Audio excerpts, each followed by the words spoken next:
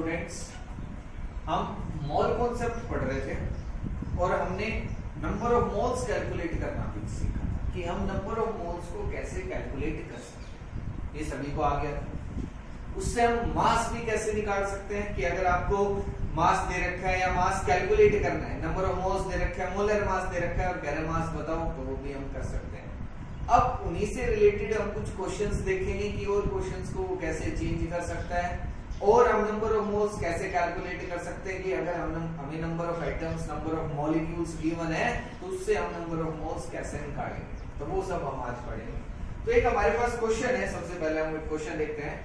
क्या कहते हैं? Calculate the number of items, calculate the number of atoms of oxygen, calculate the number of atoms of oxygen in 52 gram of Na2CO3, in 52 gram of Na2CO3। क्या आपके पास Na2CO3 है 52 ग्राम, तो कह रहे हैं नम 53 है, कितना है 53 ग्राम। तो कह रहे हैं नंबर ऑफ एटम्स बताओ ऑक्सीजन की, ऑक्सीजन की एटम्स कितने होंगे इसमें। तो कैसे करेंगे इसमें? सबसे पहले तो हम नंबर ऑफ मोल्स कैलकुलेट करेंगे। सबसे पहले तो क्या करेंगे? नंबर ऑफ मोल्स, और नंबर ऑफ मोल्स निकालने के लिए हमें मोलर मास चाहिए। तो मोलर मास ऑफ Na2CO3 कितना होगा? 23 into 2 plus 12 plus 16 into 3, ये कितना आएगा? 106। कितना आएगा? 106। तो मोलर मास तो आ गया 106 ग्राम पर। अब नंबर ऑफ मोल्स हम कैलकुलेट करेंगे। नंबर ऑफ मोल्स, तो नंबर ऑफ मोल्स की अगर हम बात करें तो given mass divided by molar mass, इसी तरीके से हम निकालते हैं। Given mass divided by molar mass. Given mass कितना है? 53 और ये कितना है? 106, तो ये आ जाएगा 0.5 मोल्स, 0.5 मोल्स। ठीक है, नंबर ऑफ मोल्स हमने कैलकुलेट। अब हमें तो नंबर ऑफ एटम्स निकालने हैं ऑक्सीजन के। कैसे निकालेंगे? तो एटम्स निकालने के लिए, ऑक्सीजन के एटम्स निकालने के लिए हमें सबसे पहले इसके नंबर ऑफ मॉलिक्यूल्स पता होना चाहिए कि ये कितने मॉलिक्यूल्स प्रेजेंट है Na2CO3।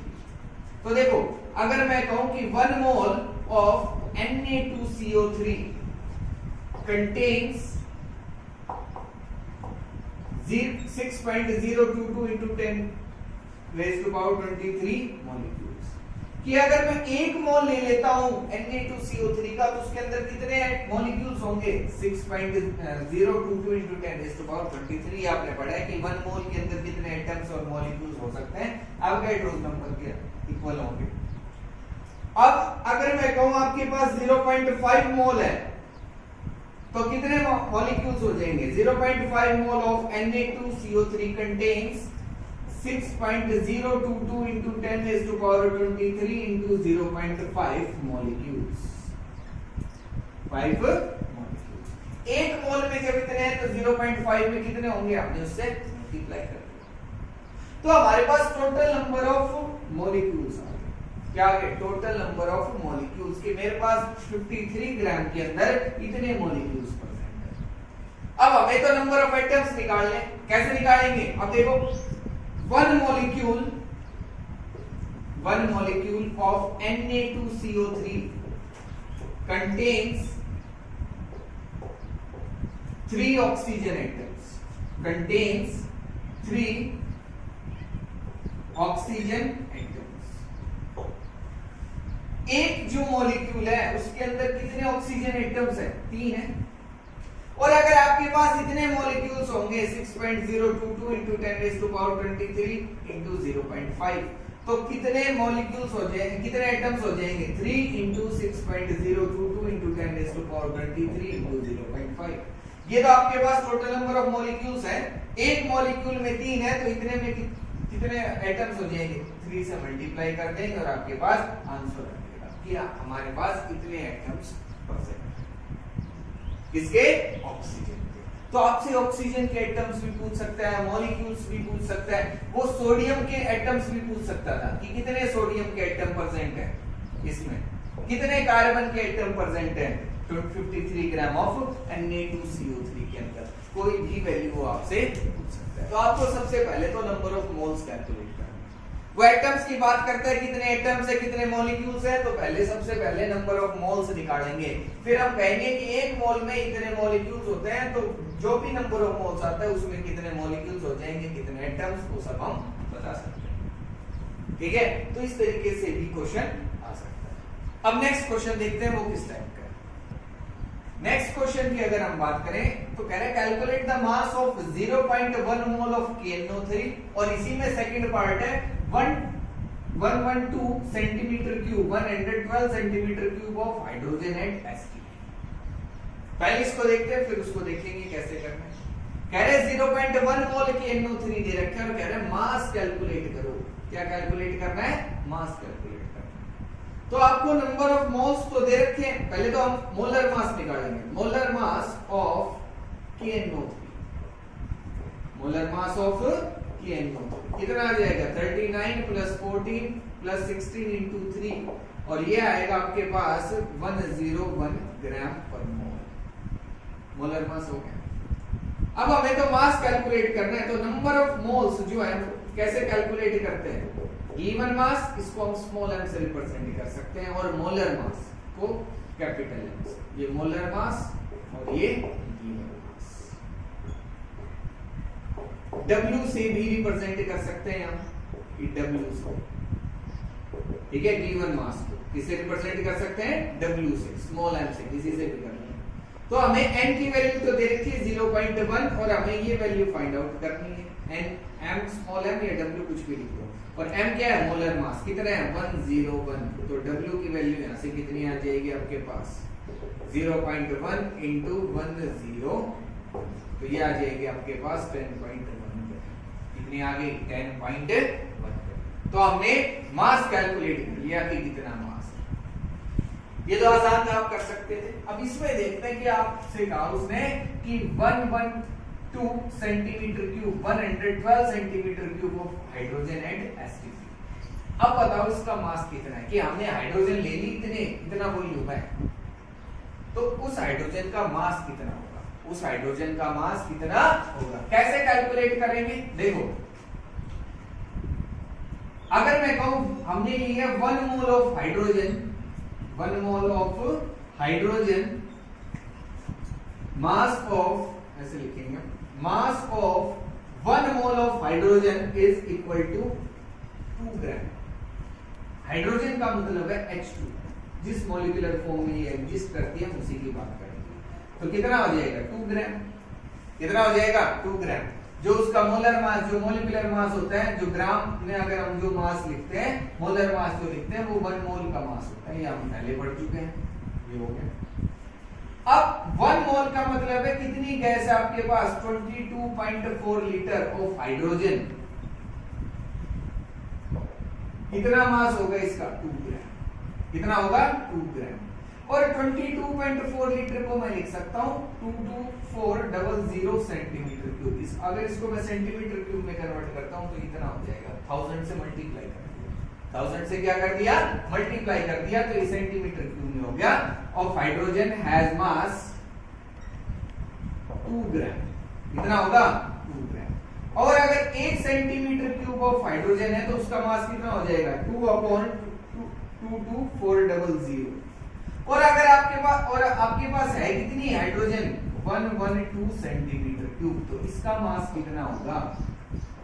2/22400 इंटू 112। तो ये आपके पास जो वैल्यू आएगी वो कितनी होगी? 1/100। कितनी हो जाएगी? 1/100, दैट इज इक्वल टू 0.01 ग्राम। 0.01 ग्राम। जब इसको सोल्व करोगे तो ये 0.01 ग्राम हो जाएगा। तो हमने मास निकाल लिया कि अगर इतनी हमारे पास कितने वॉल्यूम की अगर हाइड्रोजन गैस है तो उसमें उसका कितना मास होगा? 0.01 ग्राम। 1 मोल में हमें पता है कितनी वॉल्यूम होता है किसी भी गैस का 22.4 लीटर। इसको हमने सेंटीमीटर क्यूब में चेंज किया और हम कैलकुलेट कर सकते। आसान है बिल्कुल, ठीक है। अब नेक्स्ट क्वेश्चन देखते हैं और कि हम और नंबर ऑफ मोल्स कैसे निकाल सकते हैं, उससे रिलेटेड क्वेश्चंस और कैसे आ सकते हैं। नेक्स्ट जो क्वेश्चन है वो क्या कह रहा है, calculate the mass of 1 × 10⁻23 molecules of methane. कि आपके पास इतने मॉलिक्यूल्स है मीथेन के, तो मास कैलकुलेट करो कि कितना मास होगा इतने मॉलिक्यूल्स का। तो देखो अगर मैं कहूं कि 1 मोल, पहले तो मोलर मास कैलकुलेट करते हैं। Molar mass of methane CH4, it comes out to be 12 plus 4, that is 16 ग्राम। कितना हो गया? 16 ग्राम। तो हम कह सकते हैं 1 मोल ऑफ मीथेन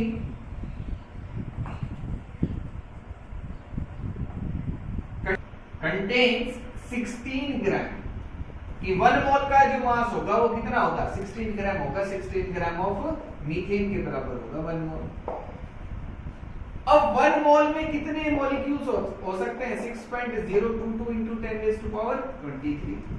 मतलब 0.22 into 10⁻23 molecules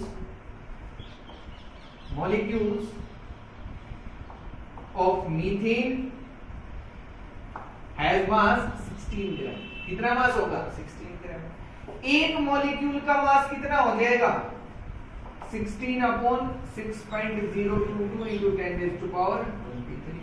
और आपके पास कितने मॉलिक्यूल्स हैं? 1 into 10⁻23। तो ये क्या हो जाएगा? 16 divided by 6.022 into 10⁻23 into 10⁻23। 1 into 10⁻23 से हमने मल्टीप्लाई कर दिया, तो 10⁻23 से ये कट जाएगा।